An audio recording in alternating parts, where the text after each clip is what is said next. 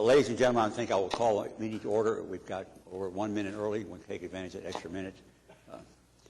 But we can wait till 2 o'clock if you prefer, but I thought we'd get started. Anyway, welcome to our regular scheduled meeting of the Oklahoma City Economic Development Trust. We are glad to have all of you here. The first item on our agenda is the approval of the minutes, and they have been distributed to the trustees prior to this meeting. Are there any corrections or additions to the minutes? None, but would move approval. Have a motion made and second to approve the minutes. Any further discussion? Cast your votes. And the minutes are approved. Thank you very much. The next item on our agenda is to ratify some claims, and these were in the agenda package. Are there any questions on the claims that were presented to us? I'll move approval. We have a motion made and second to approve the dispersals of this money. Is there any comments or questions? Cast your votes, and the expenditures are approved. Item 4 is items for individual consideration, and item 4A is a resolution authorizing and directing the general manager and or his designee to negotiate an economic development agreement for subsequent trust and city council consideration with Terex Corporation, a new name and we welcome them to Oklahoma City.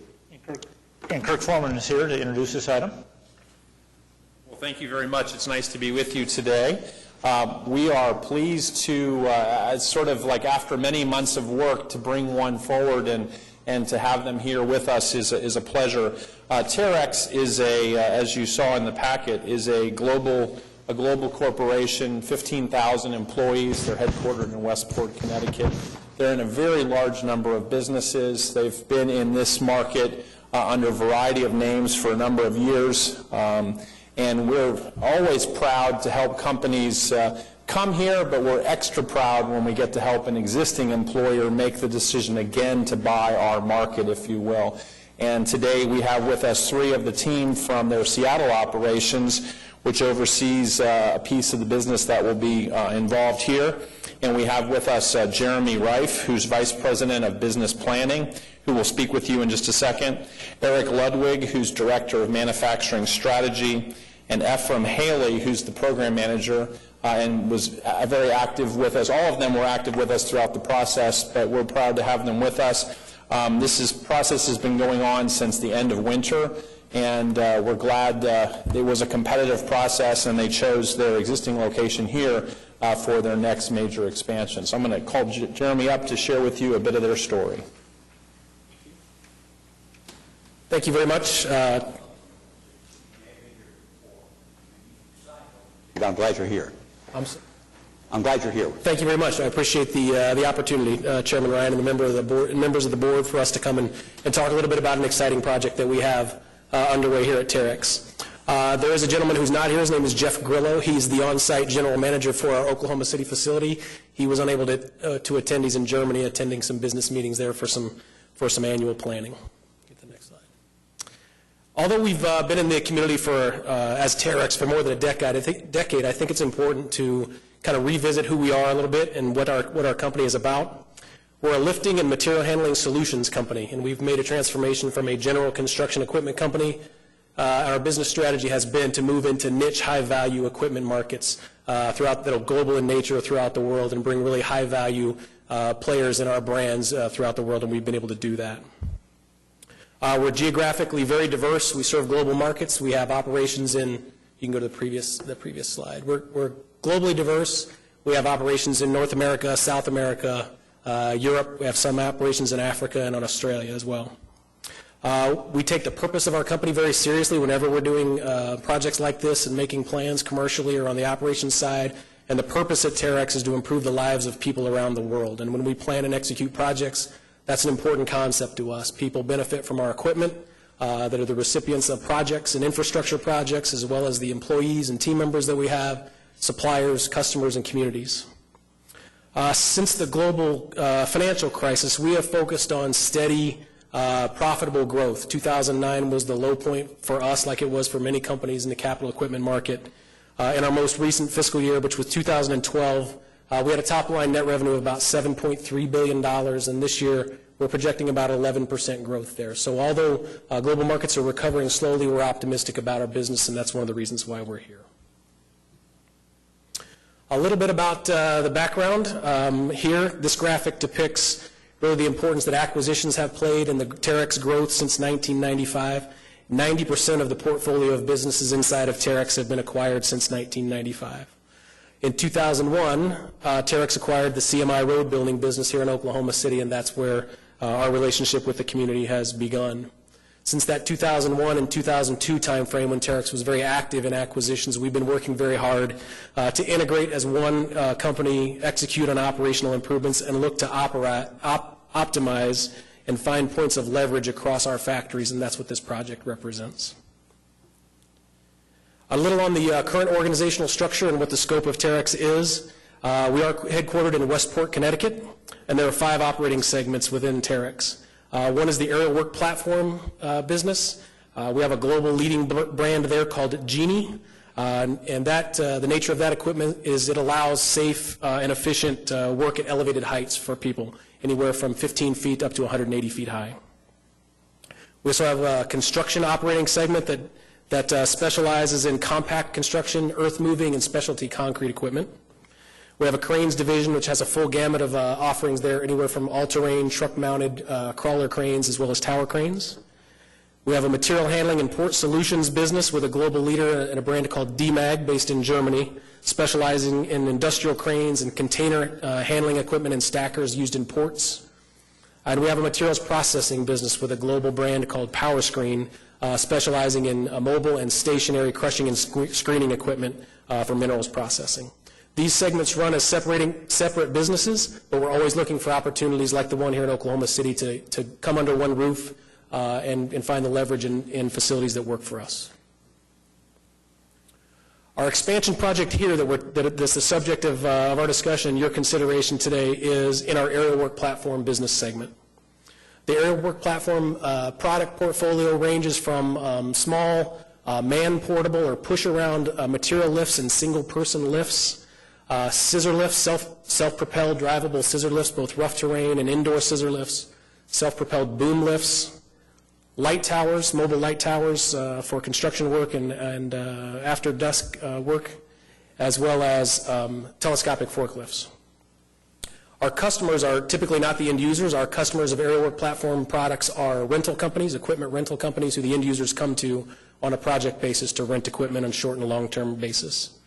And demand for these products is driven by commercial construction, maintenance of commercial buildings, as well as, to a certain degree, residential housing construction. Next slide. When considering where to expand, as we see demand driving the need for more capacity in our operations here in North America, we had a lot of options, but we've chosen and we're happy with the selection of Oklahoma City. The geographic location is advantageous for us to serve the North American market. The workforce here is experienced, and we've been impressed with the availability of both professional and direct labor. The quality of jobs incentive programs at the state and at the city level have been a major factor and a big driver for our decision as well. But as important as any of those reasons are the people that we've worked with throughout the process since the winter and spring. The individuals and the small teams that we've worked with to understand the process have been incredibly welcoming and easy to work with, and it's been a real differentiator for the area. A brief summary for those of you who may not be familiar with the physical site itself. This graphic shows the site. It's ideal in its size and layout for large equipment manufacturing and logistics in and out. There's an on-site test track as well as a training center that are keystones for us for product development and testing, accelerated life testing, as well as customer visits and technical training for people who service and support our customers and products in the field. We'll be investing in the site and the factory itself in a significant way to handle the volume growth that we anticipate, as well as to make it a first-class place to work for the team members here in Oklahoma City. This next slide represents how significant the expansion is for us here at Terex. The numbers you'll see on the graph are based on our latest projections for the demand drivers and growth for the North American market, which are significant for us. The current site employment is about 170 team members. 20 of those team members have been hired in advance as part of the AWP, or Aerial Work Platform Project expansion there. We are going to do a significant capital investment of about $8 million in the facility itself and the combination of office and infrastructure in the plant. and about $33 million in machinery and equipment to build assembly lines and welding cells and paint systems and things like that in the factory. By the year 2017, our projections show a total employment of about 1,500 people. That's around 1,200 direct team members building product and about 340 team members indirect in the form of engineers, managers, supervisors, and administrative folks. We're moving quickly. We intend to start limited production in January of 2014. The three of us just came from the factory to see progress there and work being done to familiarize the team and start to build products on an experimental basis. And the team members there will enjoy, through Terex, a complete benefits package as part of their employment: full medical, dental, and vision coverage. We have a 401k retirement savings program. We offer employee stock purchase programs, as well as tuition reimbursement for team members looking to advance their education in a way that's mutually beneficial for them and the company. So that concludes the slide presentation that we had. Eric, Ephraim, and I would again like to thank you for the time and your consideration here today. We're excited about the project. Looking forward to expanding here in Oklahoma City, deepening our relationships with the people and the team members here, and we, again, thank you for your support and consideration. Mr. Rott, thank you very much for your comments. We appreciate it, and we're glad to have you here. We're glad you're expanding your facility. Thank you. Are there any questions from the trust? Yes. Jeremy, when you're at peak operation, how many units do you anticipate you can manufacture per month? Oh, per month, that's a... Well, let's go by year. We'll give a How's day. that? We'll give you. We typically speak in terms of units per day. How many? 50? 55? No, a day. Yeah, it's around 50 to 55 units a day by 2017. It's the nature of the products in the Aerial Work Platform Division are different than have been traditionally built by CMI and road building equipment. It's more serial production in a kind of just short of an automotive production environment. Any other questions? Thank you very much. Thank you. We appreciate your comments about the cooperation we have here. You got any comments you'd like to make? No, I think it's a great opportunity, and I think this is a kind of an opportunity for us that we put our SIP together for. I'll offer a motion to approve item A. Second. Motion made and seconded. Any additional discussion or questions? Cast your votes, please. And the resolution is adopted. Item B is amendment number 4, amending the lease and management agreement between the City of Oklahoma City, the Oklahoma City Economic Development Trust, and the Myriad Gardens Foundation. Jim, would you like to say some words about this project, or have Brett say it? Actually, I think Maureen Hefferman and Jim Talbert are here, and I think Jim Talbert is on point today to explain this one to us. Maybe, maybe not.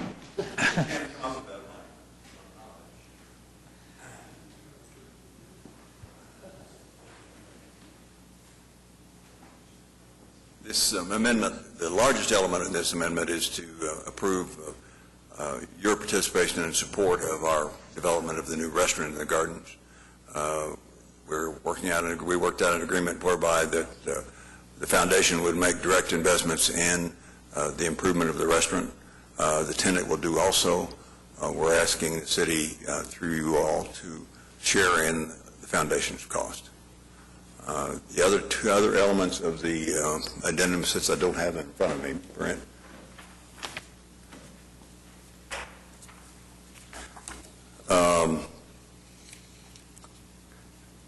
have to do with the I'm sorry. You want to speak to this because I am probably not as knowledgeable as I need to be. I can answer the questions, but probably not. A couple of things. One is that we're trying to accomplish with this is coming forth with some opportunities to do some modifications to the restaurant facility. Yes, that's the primary one. With their new operation over there. It's been vacant, and their new operator wants to make some changes on that. And by the way, if you haven't been over there to experience one of the Ice House hamburgers, I think they're still open for a few more days before they Till the 1st of November. Shut it down for the winter operations. In the wintertime, that'll convert to be support for the ice skating rink, and they won't be serving burgers, but they'll start up again in the spring. And the other, I think, major issue was to do some modifications to the ice rink itself, to do some things to make sure it's more reliable and as we go forward on that. Are there any questions from the trustees? What's the total amount of money being asked for? $210,000 for $210,000 for you from the restaurant, yes. Jim, what is the total cost of the restaurant? Do you have that? It will be north of $600,000. So we're roughly a third. Oh, yeah. I think it'll be more like 650 when we get through. Actually, there's a few moving parts, as you can imagine, at this stage. Well, ours isn't all directly to the restaurant, so ours is for some other things on that. So there's Zamboni? And basically, what you're funding is equipment. Yeah. That's correct. Larry? Okay. Any other questions or comments? Move approval?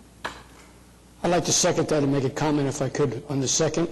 I'll defer to Jim's expertise as far as the quality of the hamburgers. Being a former Yankee and an ice expert myself, I applaud the bringing in of the bigger Zamboni. My grandchildren will appreciate that, so thank you, Jim. I'll second the motion. Thank you. That was an expensive second we got there. Are there any further questions or comments? If not, please cast your votes, and the item is approved. Thanks, Jim. Thank you so much. Okay, we're on to item 4C, Oklahoma City Economic Business Launch Initiative, and we get a report here also. We do. We have Scott Meacham here, who's the chairman and president and CEO of I2E.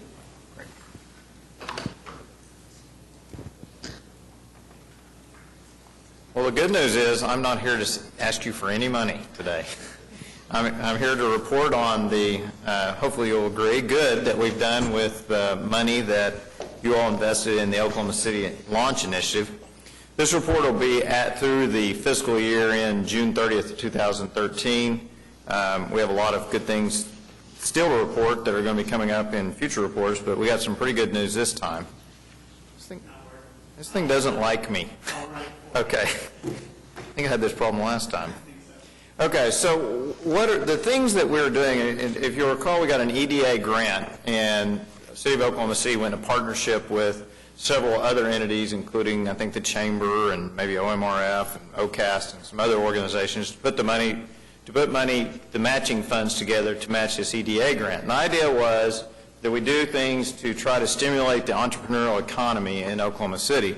And we did the Executive in Residence program, and that program is where we provide contract sales assistance as well as CFO assistance for Oklahoma City-based companies. We dramatically expanded the Seed Step Angels group that we had started, and you'll see in a minute the impact that we're starting to get out of that group. We also created an Entrepreneur in Residence program where we bring in nationally renowned entrepreneurs to meet with entrepreneurs in Oklahoma City, talk about their deals they're working on, as well as provide some broader educational opportunities for the citizens. We just finished a big entrepreneurial summit that in part this paid for. There'll of course be in next time's report, but it was a great event. We also expanded our I2E Fellows programs to get more of our college students plugged in kind of entrepreneurial space. And we do different networking events to promote the entrepreneurship community. So I want to talk about a couple of companies and then the I2E program today. The two companies are Drick and Pin League, who's now changed their name to Tailwind. Go ahead and change the next one. Drick I'm really excited about Drick because it is Oklahoma's first toxicology lab. We have not, all of our companies, all of our bio companies in Oklahoma, for all their toxicology they've had to get on their trials and studies they were doing, have always heretofore had to send all their samples out of state. So this will be the first toxicology lab in Oklahoma. It's located in the research park. And one of the things I really like about this is this one was funded by actually, part of the money came from us, the other part came from a local bank, Stillwater National Bank. And I like seeing banks starting to move into this space a little bit. That's pretty exciting, and we're happy to see them. And really, sort of the theory is if we'll put capital in, it attracts capital, and that's what we saw in this deal. The next company that we're going to talk about, again, was Pin League, now Tailwind. It's a pretty exciting story. And in just a second, I'm going to show you a short video about it. But it's an interesting story because This is a story where we're really bringing some top national entrepreneurial talent to Oklahoma. Danny Maloney, who's the CEO of this startup, was general manager with AOL and basically managed their video side of their business, and also did a stint with Google Maps and was involved with YouTube. And he decided he married an Oklahoma girl, and she kind of wanted to come back home. So he said, I can do a business in Oklahoma just as well as I can do it in New York. And so he came back here. He started a business that is centered around, and by the way, I must admit, I know, since I'm not a social media person, centered around Pinterest. And for those, y'all know what Pinterest is? I had no idea. So anyway, and what it does is apparently Pinterest is a sort of social media device where you make lists and things. Well, this is a business-to-business application that allows businesses to see what you're interested in. So they can track, if you're interested in shoes of a certain kind, they can track that. And so that becomes very valuable information. And this has been a very rapidly growing company, and we're really excited about it. Let's show you a little bit about them. I'm Danny Maloney. I'm the CEO and co-founder of PinLeague. PinLeague is a marketing platform for Pinterest, the social network. So what we do is we help companies understand what their customers are doing and sharing on Pinterest, what they're interested in, but also things like what their most popular and viral products are and what their competitors' most popular products are.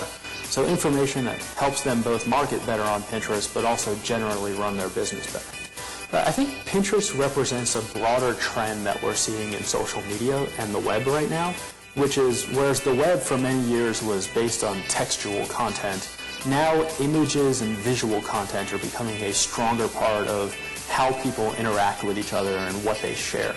So what's really compelling about Pinterest is that whereas past social networks like Twitter and Facebook were based on who you are and what you're doing right now, Pinterest tends to be more aspirational. So when people are creating pin boards on Pinterest, they're not just saying who they are, they're saying who they want to be. By digging through that data, we can in a completely anonymized way and in a way that complies with privacy laws and all of that, bring that information to retailers and other companies to help them really just seamlessly target their marketing. We've been getting our initial penetration through Pinterest and by building in the Pinterest marketplace, which has been hot. The broader goal here is to help companies leverage the wealth of data that's available through social networks to drive better results for their company.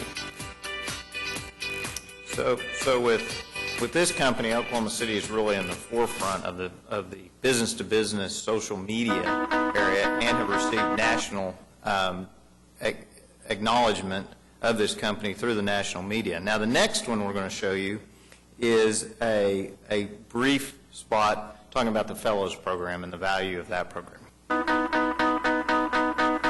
This is such a unique opportunity. I was challenged right away. It was a new field as far as the area of expertise for me, and so that's really broadened my horizons. I think it's made me a little more marketable outside of the area that I was comfortable with, and it also gave me a really insider view to a startup company, which I think is a neat and distinct perspective that a lot of people don't get an opportunity to see. The SV program has different opportunities for different students came from different backgrounds. You always can find the best position for you in the summer to experience how the business world works. I realized that there's a lot of different outlets for entrepreneurs to go to find assistance with their business, to find funding. I think I just have a better knowledge of how businesses come into existence and how they grow and start. This is my first fellowship in the United States. I was interested in entrepreneurship before, but I didn't have enough experience. I have learned a lot about it. I really appreciate that I2E gave me the opportunity to be here and work here. It's been pretty enlightening working with the company because I've been able to not only handle a variety of tasks independently, I've been given a lot of trust from Brad and Steve. When I leave, I'll feel like I've contributed something meaningful to the organization.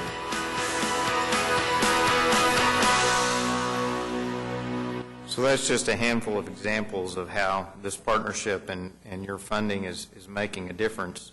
A summary of, we provided a copy of our annual report, and this shows you kind of some of the the numbers, during FY 2013, we had 17 companies that we provided basically 74 different services to that were under the program.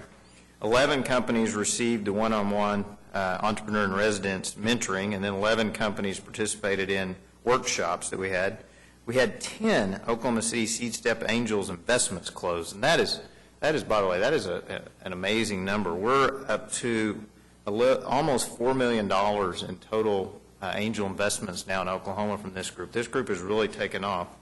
We funded 6 student fellowships, and we had 19 networking and educational events. And if you want to see where we're, and this, by the way, this chart was surprising to us when we saw this. Of our 60 Oklahoma City companies, we are actually seeing a growing, emerging IT software sector.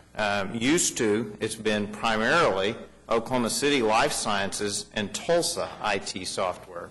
Now we're starting to see a kind of a growing piece in Oklahoma City of IT software. And I think that's a good thing. We like to see the diversification in the economy and the portfolio here.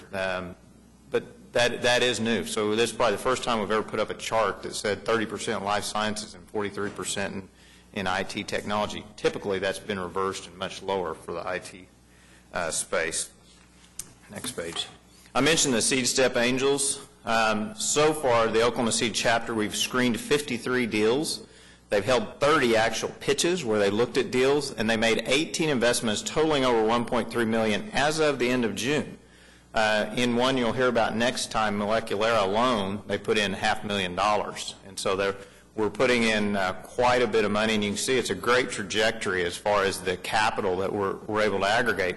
And the whole theory of this was if you created a group and provided a little bit of seed to put together a group of angel investors, then they would perform by investing private dollars in these startup companies, and that is in fact what we're seeing. The next page, we do an annual economic impact study, and this is just our portfolio of Oklahoma City companies. And for 2013, those companies reported 65 new jobs, $40.5 million in annual revenues, $23.4 million in annual payroll, and an average wage of $77,903, which is more than double the statewide average. And these 60 companies, then this would be a broader group, the 60 companies have raised $86.4 million in follow-on capital. And again, part of the theory behind I2E when it was created was that capital attracts capital. If we'd put in capital, more capital would follow, and I think this shows that. Next page. And so, again, we want to thank you for your partnership. The other partners, in case I forgot any, I forgot the Business Roundtable a minute ago, and Presbyterian Health. But these are all the partners that are funding this initiative, and we thank you for your support, and hopefully you're seeing, what we're seeing is some good outcomes from this initiative. I'll be glad to answer any questions you might have. Scott, thank you very much. Are there any questions to Scott? I understand Rhonda will be available after the meeting to autograph these annual reports where a picture is. Yes, certainly. Yes. You knew all along. Don't tell me. Next item on our agenda is Oklahoma City Economic Development Foundation, who does all the footwork for the city sometimes. Sometimes it's a little grosser than footwork, I'm afraid, but they do an excellent job for us. We're going to get a report on their progress right now.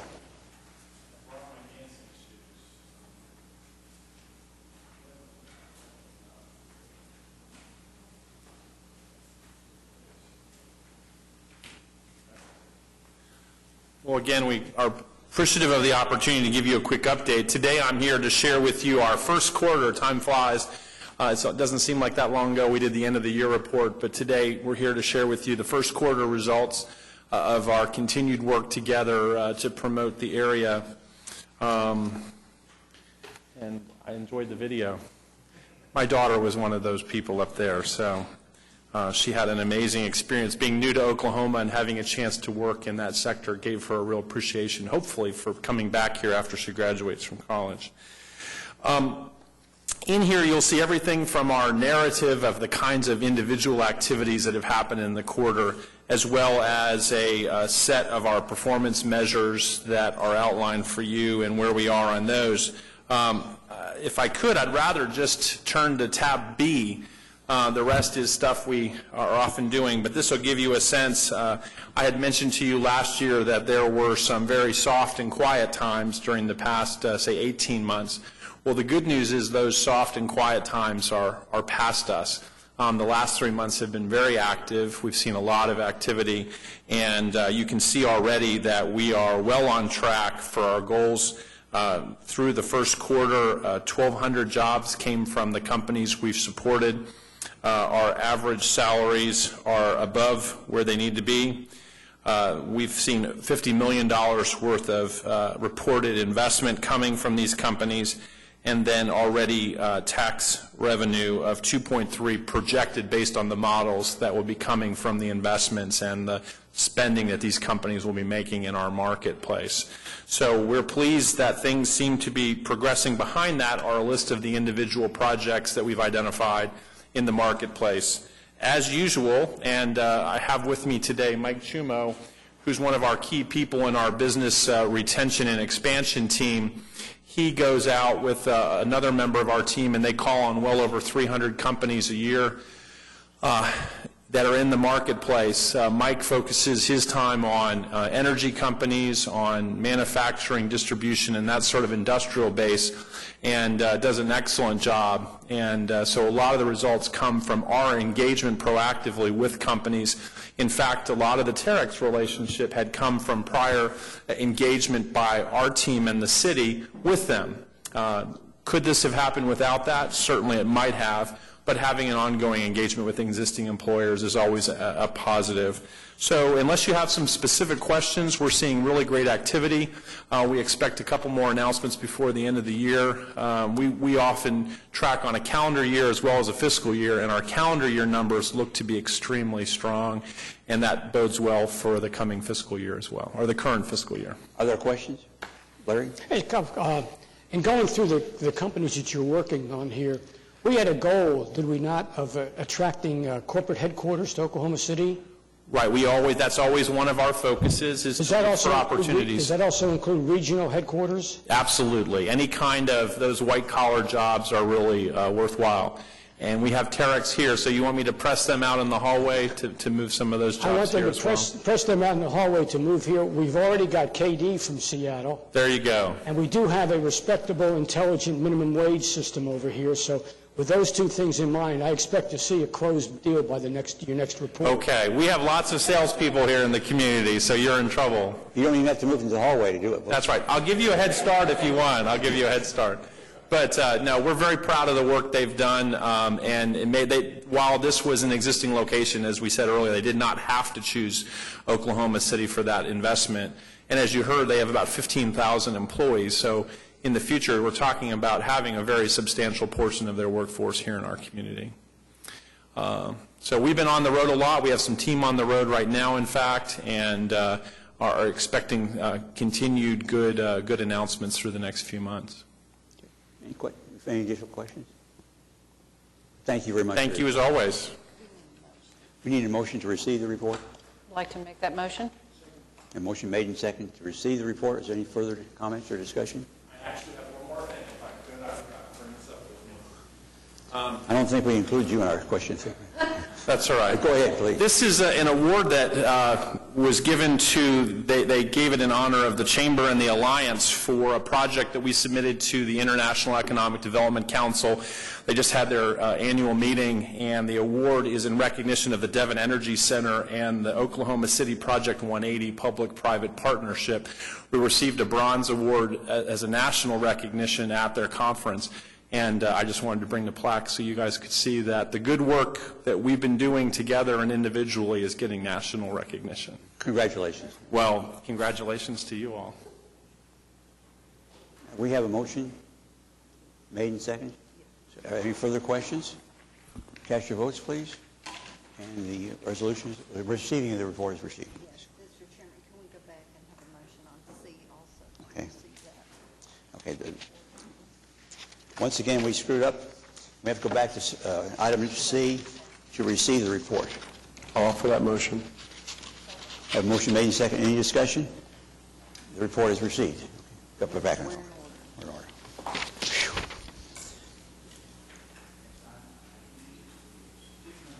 Infrastructure Projects Report. And I assume we have another presentation. Yes, sir. During our October 8th meeting, Ms. Hooper brought up a question regarding some expenditures that related to TIF District Number 2, and I told you all at that time that I'd come back and give you a little presentation today about, typically when we do TIF projects, we'll go through various steps, and at the end of the day, we'll come back to you with an economic development agreement. Back in February of last year, City Council authorized the allocation of roughly $1.7 million to 3 different infrastructure type projects. And so today I'm going to go through each one of those in a little bit of detail. We'll show you some pictures and give you an example of those. So first, though, I want to just kind of remind you a little bit about TIF District Number 2.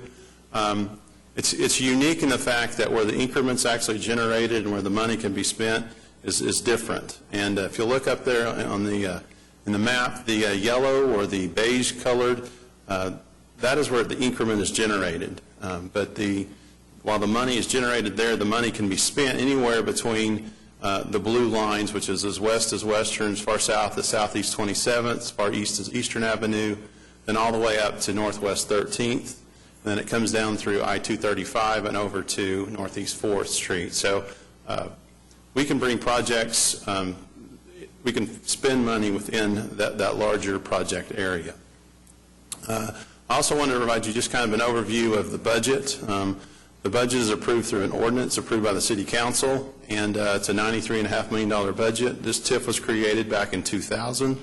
To date, we've allocated a little over $64 million in projects, and right now it's generating a little over $6.4 million on an annual basis in revenues, and it's doing quite well. I wanted to also just kind of give you an overview of the allocation process and how it works. Typically, a developer will contact myself or Kathy when they're seeking to do a development. And from there, we have an internal advisory panel that consists of myself, Wiley Williams, Joe Van Boord out of Urban Renewal, along with Kathy O'Connor. Also include a representative from the Public Works Department, and we also include Russell Klaus, our planning director. We evaluate the projects with the developers, and from there we make a recommendation to the city manager. From there, it goes to the Downtown Maps TIF Review Committee, which is comprised of former Mayor Ron Norick is the chairman, and there's representatives from the various taxing jurisdictions that are involved with TIF. And then there are 3 at-large members and a planning commissioner. And what they do, they make a recommendation to the City Council as to the budget allocation that will be allocated to that. Statutorily, we're not required to do that, but we do that. We included that as just a way to provide them more of a means to be involved in the process. So from there, the City Council will approve the budget allocation, and then an economic development agreement will come to you for implementing the project. The first project today is the Downtown Sidewalk Project. This one was originally approved back in 2010 when the Planning Department was seeking to get a grant from the state, and where they were emphasizing walkability in downtown. At that time, we utilized that, pledged that as a match to the state funds, but we did not receive the grant. From there, but we still have needs. And so at the time, this project consists of not only replacing sidewalks in the downtown area. What we're trying to do is find locations where there's a need and it's not in the Project 180 budget and it's not in a GO bond type budget. So we're trying to fill the gap there. We also included in this project pedestrian lighting, irrigation, landscaping, curb and gutter replacement. Right now, we're working on selecting a project consultant, and from there, we will proceed with that. The next one, here's a picture of a typical place off of North Central between Northeast 3rd and 4th. You can kind of have a sidewalk that's kind of there, and it's kind of missing, and it's definitely not serviceable. Then the next slide, this is down around North Central, just north of the Hampton Inn. And here, and to the right of that, you can kind of see a close-up of the site. You know, there's a significant amount of people walking back and forth through there now, and we're working actually with the developer of that property to see about putting in a sidewalk there. Here's another example of where we're along Northwest 11th and 12th on North Harvey, where we have sidewalks that have collapsed, and we need to go in and fix those.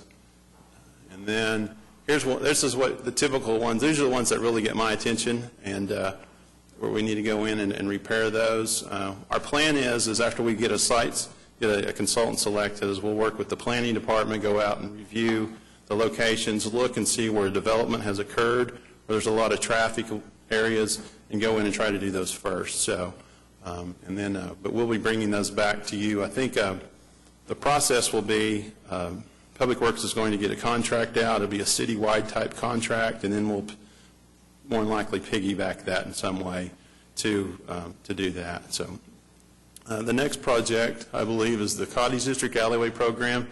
The past 5 years, we've seen an increase of property owners who are wanting to move back downtown or rehab old buildings. And one of the things that they're looking to do is get access to their alleyways, which I'll show you here in a minute. It's pretty hard to access those. And in doing that, we worked with the staff at the Alliance and went out and identified an area where we kept getting inquiries about, can you do something for this alleyway? One of the things that we were concerned about excuse me, is do you do a half an alley? And if a person that's requesting it is in the middle of a block, you don't do it right up to that. And what we came back with, we developed a program that had a process related to it. And the details are we would do one alleyway for an entire block, and we'll only do alleyway improvements. We're going to do just the simple part of it. The block must be 60% developable, and the applicant must receive get at least 70% of their adjacent property owners' approval to do this. And there must be at least $500,000 in private investment for this project. And so, excuse me, that's where we are on that. If you'll go to the next slide, here's just an example of the current conditions of certain alleyways in the Cottage District. And then the next slide is to kind of show you there's vegetation and other things, and it's hard. A lot of people are building these homes where they access their garages through the alley now in this area. And if you go to the next slide, here's the actual program area. It's from Hudson over to Francis, from Northwest 4th up to 9th.